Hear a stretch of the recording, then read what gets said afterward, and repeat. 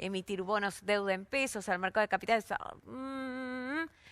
La realidad es que viene lenta la cosa. Viene lenta. Viene lenta. ¿Ahorraron este año? Va a decir, no ahorraron para pedir aumento de sueldo en este programa. Ya me doy cuenta.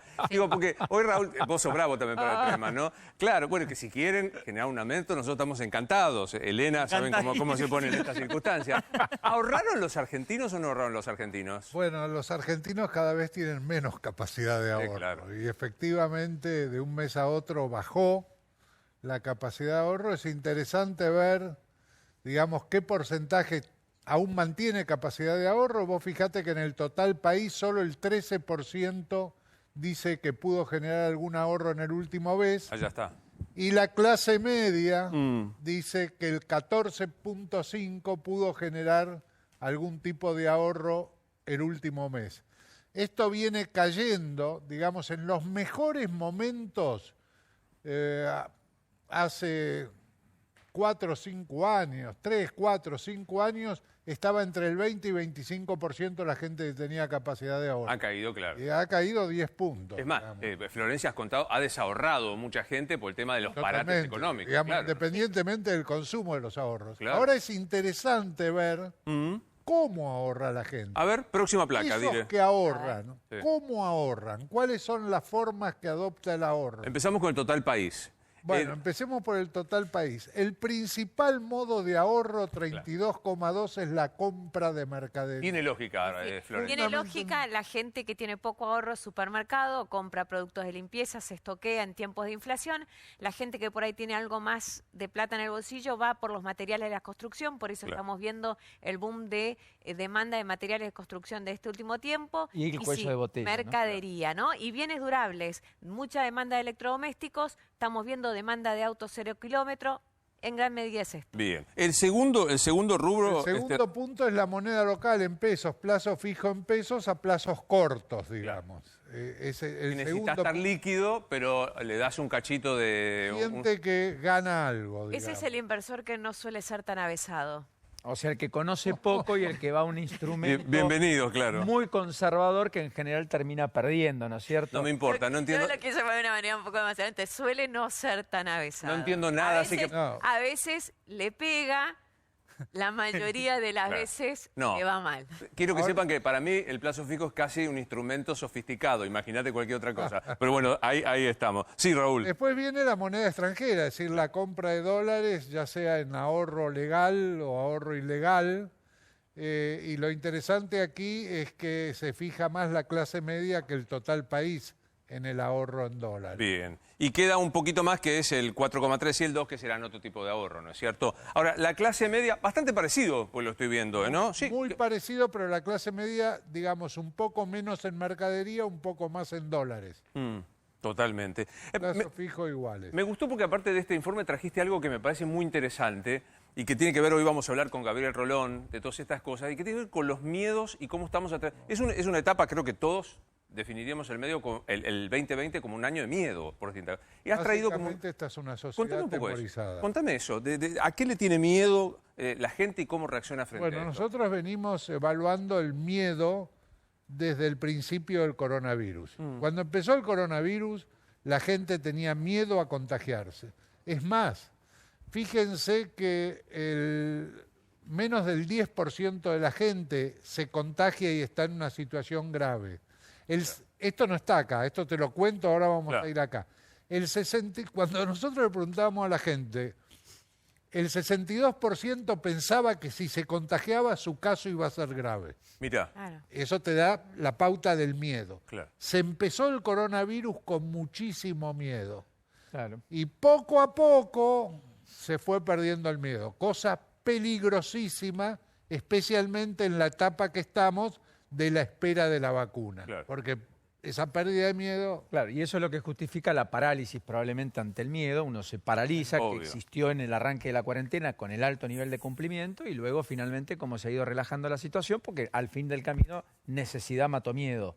Así es. Y en Nosotros la le necesidad planteamos... mató miedo, abrimos y hacemos todas las cosas que hacemos y con 3.500 personas en unidades de terapia intensiva, cuando teníamos menos de 1.000 cuando cerramos en julio, estamos invitando a compartir la temporada de verano, etcétera, etcétera. Bueno, acá desglosaste los miedos. Bueno, acá es interesante porque le planteamos 3 tipos de miedo y le preguntamos a qué le tiene más miedo. Si le tiene más miedo a empobrecer, es decir, perder el trabajo, tener problemas económicos, si le tiene más miedo a enfermar de coronavirus o a ser víctima de un delito. Increíblemente, en total Tremendo. país y en total clase media, el miedo fundamental es ser víctima de un delito. Ahora, este gráfico muestra una situación como si no hubiera pandemia, ¿o no, Raúl? Bueno, muestra la situación de que la gente se acostumbró Ya a está. convivir con el Normalidad. virus, digamos, y está buscando modos de retomar su normalidad. Pero tomamos el nota tema de de esto que tenerle muestra. miedo- Es tremendo. Es terrible. Lo que estás contando, Raúl, a mí me parece muy significativo, porque el tema de la inseguridad, sobre todo para las agendas del progresismo, de la izquierda, se minimiza. Fíjate, No, bueno, hay todo un tema. Nosotros hicimos otra pregunta, por ahí te Ahora, traigo nunca la la respuesta el viernes inseguridad que viene. estuvo debajo del primero o segundo nivel No. históricamente, ¿no? Los Como últimos las años. mayores, Pero- las mayores pero no- preocupaciones. pero el miedo del inseguridad, economía, coronavirus, Claro. y se van el rotando. miedo del coronavirus tapaba todos los Claro. miedos. Después la economía. Después la economía, después Claro. la gente tuvo miedo de quedarse sin trabajo. Vos fijate que aumentó el porcentaje de pobres, aumentó el porcentaje de indigentes. De desempleados. Bueno, ahora, esto coincide, nosotros le preguntamos, la vicepresidenta, viste que dijo hay funcionarios que funcionan y Sí. funcionarios que no funcionan. Hicimos, no te voy a contar el resultado final, porque está en proceso, pero hicimos la pregunta, ¿usted qué funcionarios cree que funcionan y Y qué los- funcionarios cree que no funcionan? Primero, ¿cuánta Pero- gente conoce a los funcionarios? Claro. Bueno, espontánea. Claro. O sea, va sobre Te el tira que el nombre, conoce. sí. Es decir, que surge. Lo interesante es el enojo de la gente con la política. ¿Qué funcionarios creen que funciona? Primero, ninguno. Wow. ¿Qué funcionarios creen que no funciona? Primero, todos. La gente está enojada con la política. Es un momento muy particular. Hay un clima muy especial de la gente para con la política. Raúl, ¿es la Yo política o la prestaría- gestión?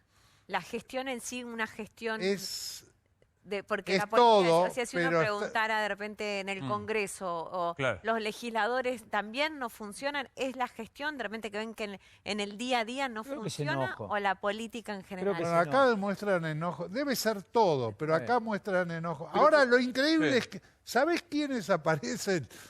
¿A quién se refirió la presidenta cuando dijo funcionarios que funcionan?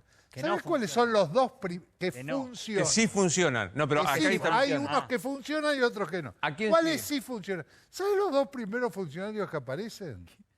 Larreta y Berni. Uno que no es funcionario y el otro Berni que es de la provincia de Buenos Bueno, pero, Aires. que también, ni siquiera- pero está muy imbricado con esto. Yo quiero detenerme en esto que... Sí, perdón, director, que lo complico, ¿no?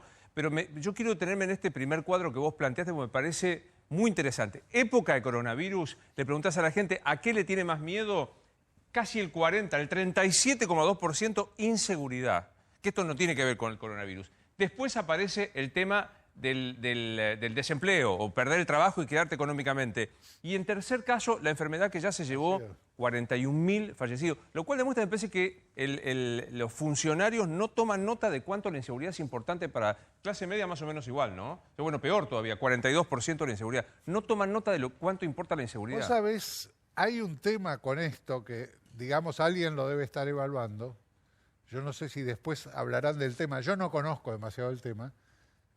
Pero no se puede provocar una decepción con la vacuna que se está prometiendo. Hablemos un poco de la vacuna, justamente, Rosario. Se firmó el contrato finalmente con Rusia. ¿Qué es lo que no aparece en el contrato? Bueno, HLB Pharma. El ¿Quién era? laboratorio Contalo. era un laboratorio que estaba haciendo intermediario, incluso había viajado a Rusia, iba a ser el intermediario entre el gobierno nacional, el gobierno